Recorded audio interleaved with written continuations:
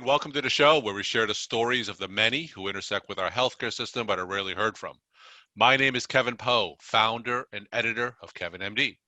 Today on the show, we have Chris Molaro. He is a healthcare entrepreneur and he's the CEO of Neuroflow, which is a HIPAA-compliant technology platform supporting behavioral health access, integration, and engagement. He wrote the KevinMD article, Pandemic or Not, We Are Failing Patients when it comes to behavioral health. Chris, welcome to the show. Thanks for having me, Kevin. I'm a big fan. So we'll get into your article in a little bit, but first off, can you share your story and your journey to where you are today? Yeah, I'd love to. I've kind of come in the back door of healthcare in a way. I started my career as an Army officer, deployed overseas a few times, and led a platoon of soldiers. In that experience, I kind of had my first foray when I had a soldier that struggled with mental health and lacked access to that care. No one ever followed up to see how he was doing, and unfortunately, we lost him to his struggle with depression. And that's a personal passion of mine that I want to try to tackling that problem. But we know that this is a problem that affects 50 million or more Americans a year. So it's when I got out of the Army, I went to Wharton for my MBA and teamed up with the Penn Psychiatry Department to create Neuroflow. Specifically, what are some of the biggest challenges facing the access to behavioral health? What are some of the reasons behind that? I think we're actually a really exciting time when it comes to behavioral health. Like for the first time, we're finally recognizing that mental health is health, and we're destigmatizing. People are talking about it more and recognizing that it affects. Think about how many people have high blood pressure and also struggle with anxiety and depression. Yet that mental health component goes either unidentified or untreated, and we know it affects the whole system. While that's really exciting and has a big opportunity to treat the whole patient and improve outcomes, it introduces some challenges. Primary care providers already have enough to do in their short time with patients. So having to do now more with behavioral health creates a burden of workflow. There's a shortage of psychiatrists and therapists in this country. So wait times are longer than they should be. And so I think it creates a demand and engagement and a access issue, but and that's where we think technology can help bridge that divide, automating a lot of that so that now we know we're identifying more people with BH, so you could, make these solutions at scale. All right, so you're going to talk about in more detail about what you said in your KevinMD article. It's titled Pandemic or Not, We're Failing Patients When It Comes to Behavioral Health. So I was wondering if you could go into more depth in terms of what you talked about, share your article for those who didn't read it, and maybe share the story why you decided to write it. If there's a silver lining to a pandemic, if there can be, it's the adoption, I think, of new technology of telehealth and the willingness of people to adopt those. But I think the other one is that it's brought behavioral health and those challenges kind of to center stage, and we're tackling them head on as a community, as a system. The numbers are staggering with the number of people. I mean, the ER visits 2020 compared to 2019 more than doubled because of behavioral health issues or behavioral health underlying issues. And so when I wrote the article, I figured the pandemic is bringing this to light, but people need to understand that it's not just the pandemic that is causing these issues. These issues were here beforehand. So, in a post-COVID world, unless we address these more proactively, they're going to still be there. And so we need to be more intentional about handling them and tackling them. Now, can you share a story or an anecdote that really illustrates the behavioral health issues that you're describing? Anyone of your listeners think back to as a patient or a provider, you're in an annual wellness visit.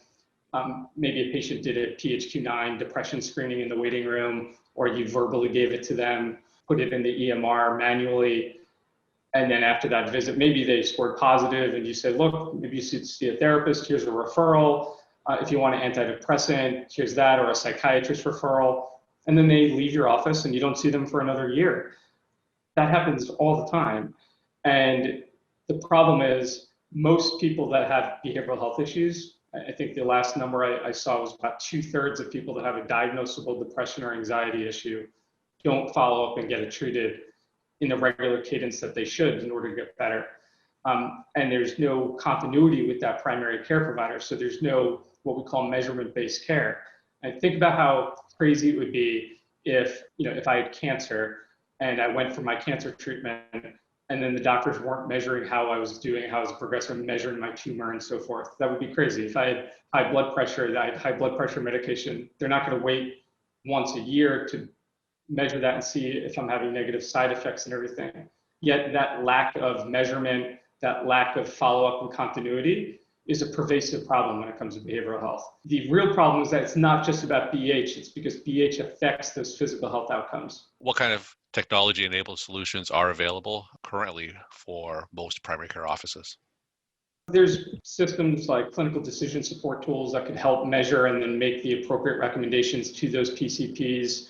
Some of them integrate with a lot of your MDs, what they want to look for are systems that integrate with the electronic health record. The last thing that you want to do as a PCP is put another burden, another platform to have to log into. There's also what's coming out, which is really exciting, are these remote monitoring capabilities. So both web-based, app-based. Think about how many like social workers or psychologists, PhDs are calling patients to do an assessment in between their appointments to check in and see how they're doing. It's like a gross abuse of a highly licensed, highly qualified professional to make a phone call like that. If you could have technology that automates that risk stratifies them so that psychologists can treat and handle the most, highest risk people, that allows them to operate at the top of their licensure. It helps with the demand issue and the bandwidth issue. So there's a bunch of apps out there that do that. For the lower and mild cases, look, everybody has mental health issues. Who hasn't been stressed or depressed at times? And it might not be to the point where it's clinical or needs medication, but there's some habits and self-service type of tools that you can do to be proactive if you're a rising risk. And so there's a lot of technologies and apps out there that enable that. Neuroflow wraps all of those into one package. So I've talked to a lot of psychiatrists, and they're really coming to terms with telehealth and the opportunities that it brings them to connect with patients, especially in rural and underserved areas. Now, what's the penetration of some of the technologies that you're describing as it stands today?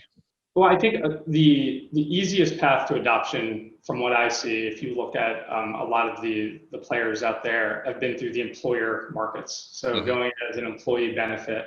I wish I knew going into this, the providers have been fantastic partners to work with health systems, because they're genuinely passionate about treating their patients and wanting to provide the best care.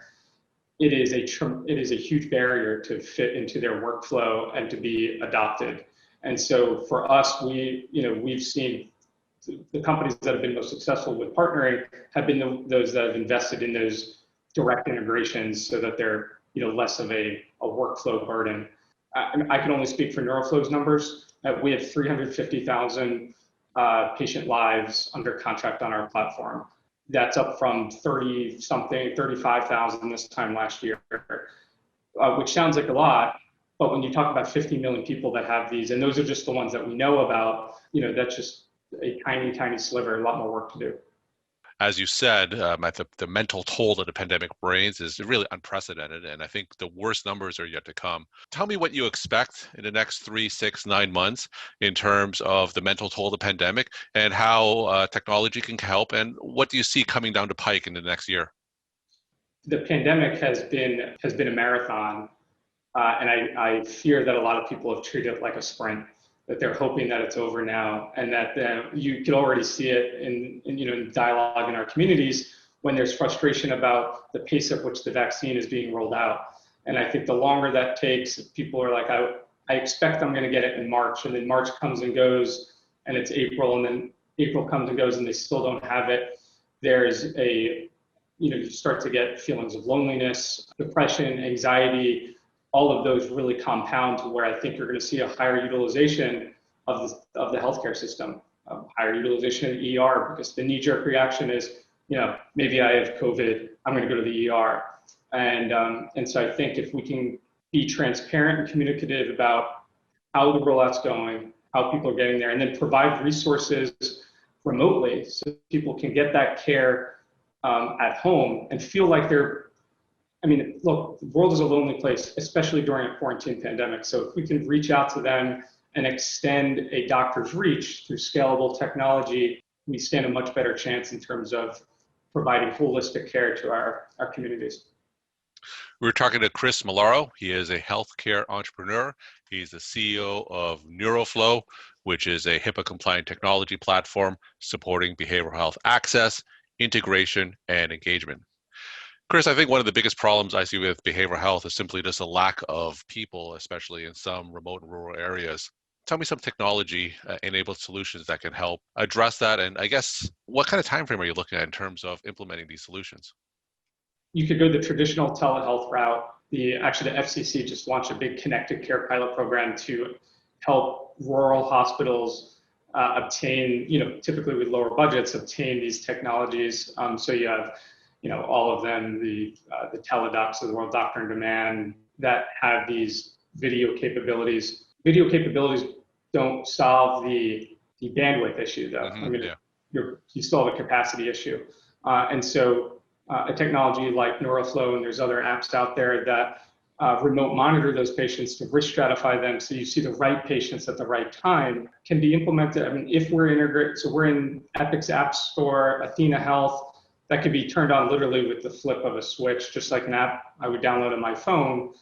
And we could be monitoring your patients within weeks or 2 to 3 months, as opposed to like years. Given that we're in a cloud technology type of era, we can launch and support populations very quickly. Walk me through a typical primary care scenario. That PHQ-9, that's still the gold standard. It is evidence-based if you're able to do it at the frequency at which you should. So we'll do those screenings with your patient either in the clinic if they don't have a smartphone or don't have access to one, or through a web-based dashboard or a mobile app. We try to make it as ubiquitous as possible in their personal lives. They fill out those assessments. The alert and the scores get sent to the electronic health record. At the same time, the patient will get certain like self-help exercises, service exercises. And then when they leave that office, it's not that lost referral. We continue to follow them and we'll automate the follow-up where they'll do another assessment a month later. So the patient will download the app or it's web-based. And they will access the self-service exercises that their care managers want to make available to them, all of which is automated. Now, if you go back, you go according to your regular day, a month later, 2 months later, we continue to follow up with them without you having to telephonically call them, so that we follow up, we get those assessments, we measure outcomes along the way. Based on trends, we'll provide alerts to the provider saying, hey, Chris really is not doing well. He went from mild to moderate to severely depressed. You want to be a resource to him before he shows up to the ER. And then Neuroflow has augmented care coordinators to help those providers with an increased demand. And through your lens as a healthcare entrepreneur, any messages that you want to share with my clinician audience? Let technology companies do what they do best, which is create engaging technologies. We want to collaborate with providers. I don't want to come in and tell you how to do your job and how to change your workflow. We will never be successful. I would not be in as many hospitals as we are today if we tried to do that. We want to be collaborative and streamline these processes for you so that the health IT teams at whatever health system you're at are already over inundated. And so we could really, I think, help solve those problems if we take that collaborative approach. And my final question. What is your take-home message you want to leave with the KevinMD audience? We're at this kind of precipice when it comes to healthcare and behavioral health. 20 years ago, what we're talking about would never have been possible. And yet more people than ever need this type of support and services. Even you yourself as providers, provider burnout is at an all-time high. There's no shame in getting that support and getting that help. And thank you for what you do. Chris, thank you so much for sharing your time and insight. And thanks again for being on the show. Thank you.